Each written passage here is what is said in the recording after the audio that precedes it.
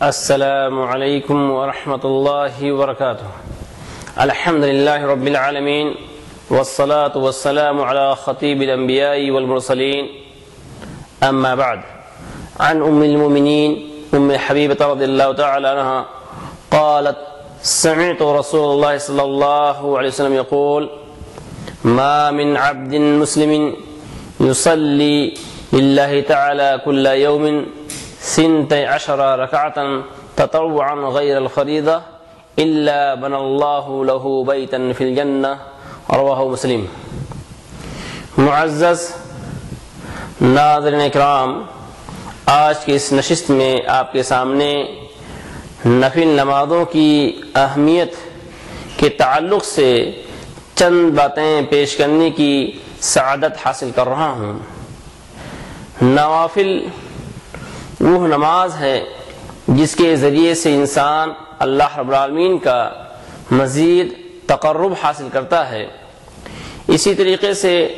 نوافل کی اہمیت کا اندازہ اس بات سے لگایا جا سکتا ہے کہ نفل عبادت کرنے سے انسان اللہ تعالیٰ سے قریب ہوتا ہے۔ اللہ رب العالمین ایسے نمازی سے محبت کرتا ہے جیسا کہ حدیث قدسی ہے، اللہ تعالیٰ فرماتا ہے وَمَا يَزَالُ عَبْدِي يَتَقَرَّبُ إِلَيَّ بِالنَّوَافِلِ حَتَّى أُحِبُّهُ، کہ جب بندہ نوافل کے ذریعے سے میرا تقرب حاصل کرتا ہے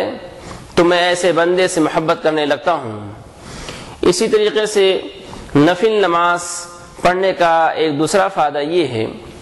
کہ اگر فرائض کی ادائیگی میں کوئی کمی ہے، کوئی کوتاہی ہے، تو نوافل کے ذریعے سے وہ کوتاہی اور کمی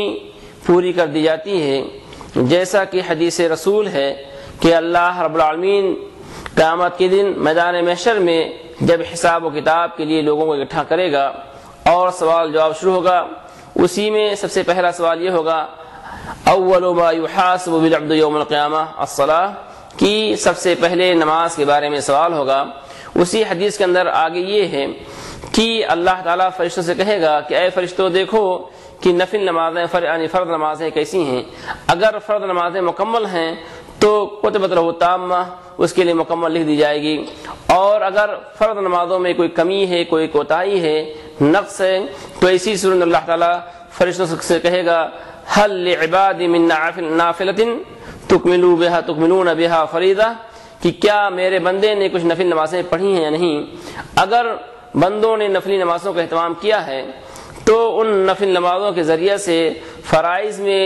جو کمی ہوئی ہے اس کمی کو پورا کر دیا جائے گا۔ یہ حدیث بخاری کی ہے۔ اسی طریقے سے نفل نمازوں کے پڑھنے کا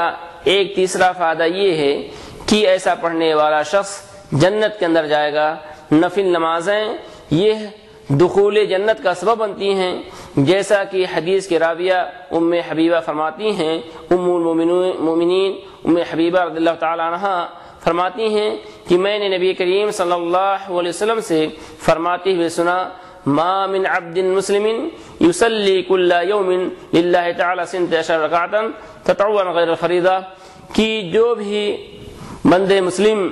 اگر دن میں اللہ رب العالمین کے لیے فرض نمازوں کے علاوہ نفل نمازوں کا اہتمام کرتا ہے اور 12 رکعت نماز پڑھتا ہے نفل نماز، تو ایسی صورت میں اس بند مسلم کے لیے یہ خوشخبری اور بشارت ہے کہ اللہ رب العالمین اس کے لیے جنت کے اندر ایک گھر بنائے گا۔ یہ حدیث صحیح مسلم کی ہے۔ اسی طریقے سے وہ 12 رکعت نماز کیا ہے، اس کی تعداد کتنی ہے، اور ترمذی کی روایت ہے جس سے بات واضح ہوتی ہے کہ وہ 12 رکعت درج ذیل ہیں۔ ان پہلا یہ ہے کہ فجر کی نماز سے پہلے 2 رکعت، ظہر سے پہلے 4 رکعت، ظہر کے بعد 2 رکعت، مغرب کی نماز کے بعد 2 رکعت، عشاء کی نماز کے بعد 2 رکعت، یہ کل 12 رکعت ہوتی ہے۔ جیسا اور اسی طریقے سے بعض روایتوں سے ثابت ہوتا ہے، جیسا کہ ابن عمر کی روایت ہے، یہ حدیث کیا ہے بخاری مسلم کی ہے کہ 10 رکعتیں ہیں۔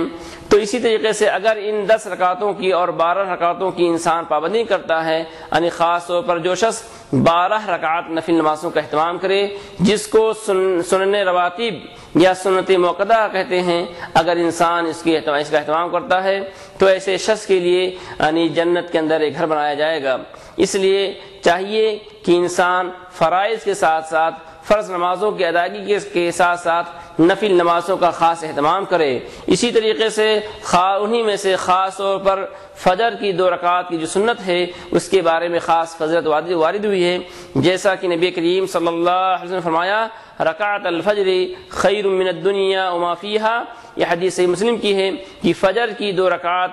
سنت یہ دنیا و ما فیہا سے بہتر چیز ہے۔ اسی طریقے سے ایک دوسری حدیث رسول آتی ہے، حدیث کے راویہ عائشہ فرماتی ہیں کہ ان النبی صلی اللہ علیہ وسلم کان لا يدعو 4 قبل الظہر ورکعتین قبل الغداۃ، رواه البخاری، کہ نبی کریم صلی اللہ علیہ وسلم ظہر کی نماز سے پہلے 4 رکعات پڑھتے تھے، اس کو کبھی نہیں چھوڑتے تھے۔ اسی طریقے سے فجر سے پہلے 2 رکعات پڑھتے تھے، اس کو کبھی نہیں چھوڑتے تھے۔